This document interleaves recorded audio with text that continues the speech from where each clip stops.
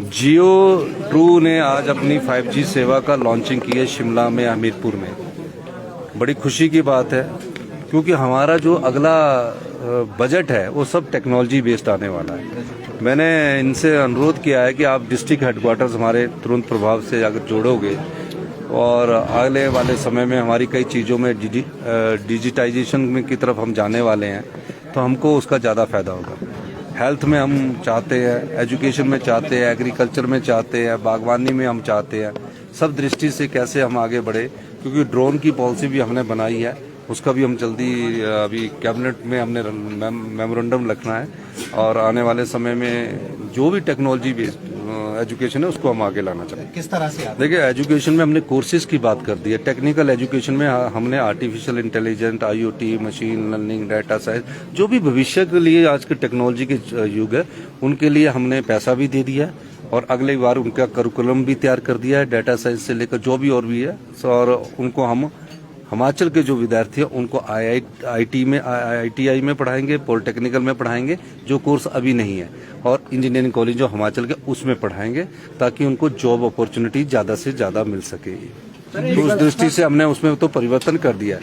जो new education है, new education policy को भी हम लागू कर रहे हैं और उसमें हम Rajiv Gandhi day boarding school ला रहे हैं जिसमें हम बच्चों को खेलने की सुविधा होगी, खाने की सुविधा होगी और शाम को घर जाने की भी सुविधा होगी। उस सिस्टम में भी हम लेटेस्ट टेक्नोलॉजी का यूज कर रहे हैं।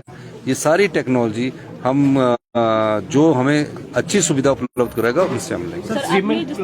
नहीं, सीमेंट प्लांट को लेकर अभी हर्षवर्धन चौहान जी और जो वहाँ के लोकल MLA वो बैठक कर रहे हैं सीमेंट इंडस्ट्री से। मैंने कहा कि इसको अब खत्म करने का समय है, अब इसमें फैसला करवाइए। तो आज देखते क्या फैसला होगा और हम चाहते हैं कि जल्दी से जल्दी इसमें फैसला हो।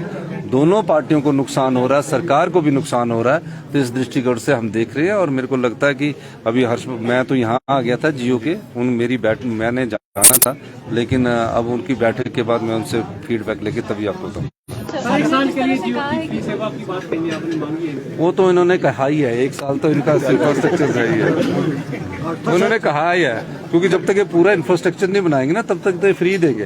पर फ्री देने से पहले ये चाह रहे हैं कि आप इंस्ट्रूमेंट खरीदिए। नहीं, करुणा मूलक वालों की अब देखिए, अभी तो हमें बने हुए 2 महीने हुए हैं। अब सारी समस्याएं पिछली सरकार की हमारे पास आ रही है, अब हमें निपटाना है। समस्याओं को हम चुनौती मानकर निपटा रहे हैं, लेकिन थोड़ा समय चाहिए होता है, तो इसलिए समय के अनुसार उन परिस्थितियों को हम निपटाएंगे। धन्यवाद। हेलीपैड तो हमारे सारी जगह है।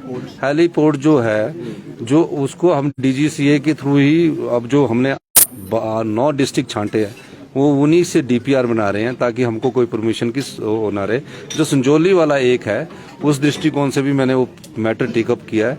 लगता है कि हम उसमें कुछ आगे बढ़ेंगे। टूरिज्म में, बजट में टूरिज्म पे देखिए, टूरिज्म का बजट पिछले 20 साल से 5 करोड़, 7 करोड़, 10 करोड़ हुआ करता था, और हमने टूरिज्म की तरफ ये ध्यान दिया कि टूरिस्ट आता है हमारे पहाड़ों में और आके टच एंड गो करके चला जाता है। 2 या 3 दिन से ज्यादा टूरिस्ट रुकता नहीं। तो टूरिस्ट को 7 दिन कैसे रुकवाया जाए, 5 दिन कैसे रुकवाया जाए, उसकी स्टडी चल रही है कि कैसे वो बच्चों वाला टूरिस्ट आता है, ओल्ड टूरिस्ट आता है। उस दृष्टिकोण से हम काम कर रहे हैं। बजट में उसका खुलासा होगा और हम चाहते हैं कि टूरिज्म कैपिटल जो है, जहां ज्यादा पानी होता है, पानी होना टूरिज्म के लिए बहुत जरूरी है, तो टूरिज्म कैपिटल हम अभी उसका कंसेप्ट पेपर तैयार हो रहा है। हम कांगड़ा को टूरिज्म कैपिटल बनाना चाहते हैं। उस दृष्टिकोण से हमारी सरकार के अधिकारी कार्य कर रहे हैं। जल्दी उसका कंसेप्ट पेपर आपके पास आएगा। सर, आपने सेंटर से बजट का प्रोविजन कुछ हो पाया उस बारे? नहीं, हम सेंटर के बजट पर ज्यादा डिपेंडेंट नहीं कर रहे, हम अपने ही बजट के द्वारा उसको कर रहे हैं। और उसमें हम चाहते हैं कि एक हमारा फुल फ्लैश हेलीपोर्ट एयरपोर्ट तो बने, और हमारी नजर में आया कि हम जल्दी से जल्दी हम कोई काम कर सकते हैं, किसी एयरपोर्ट को बड़ा बना सकते हैं इंटरनेशनल का, तो वो कांगड़ा का है। उस बारे में मैंने कल ही SII दी है, सोशल इम्पैक्ट असेसमेंट। उसके बाद लैंड एक्विजिशन का कार्य